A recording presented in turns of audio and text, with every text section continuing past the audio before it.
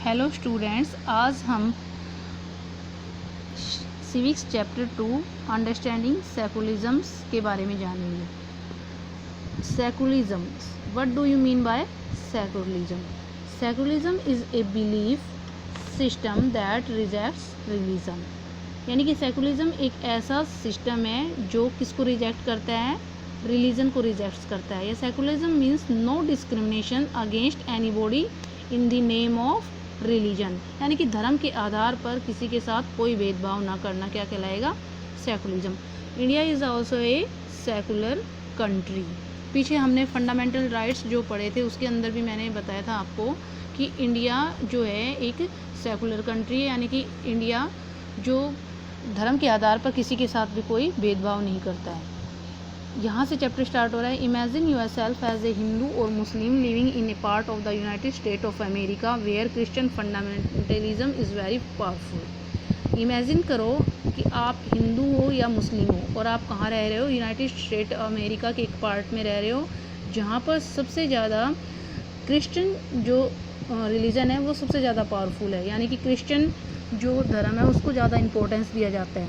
Suppose करो that despite being a US citizen no one is willing to rent their house to you।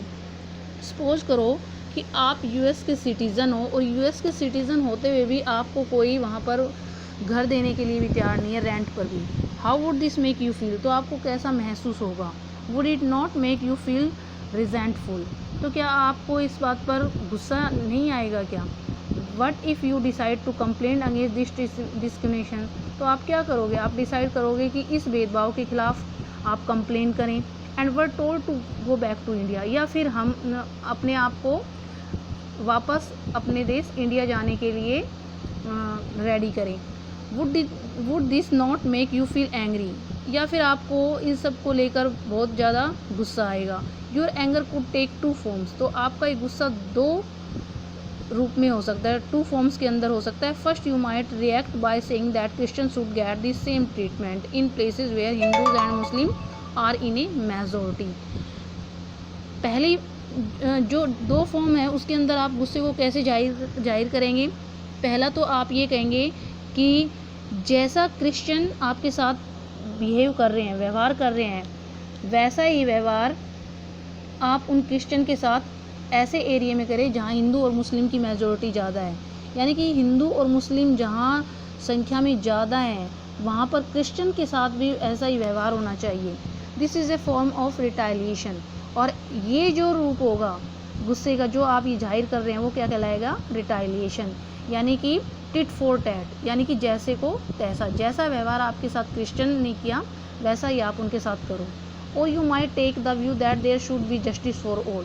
और second form जो है आपके गुस्से की वो इस तरीके से जाहिर होगी कि या फिर सभी को जस्टिस मिलना चाहिए।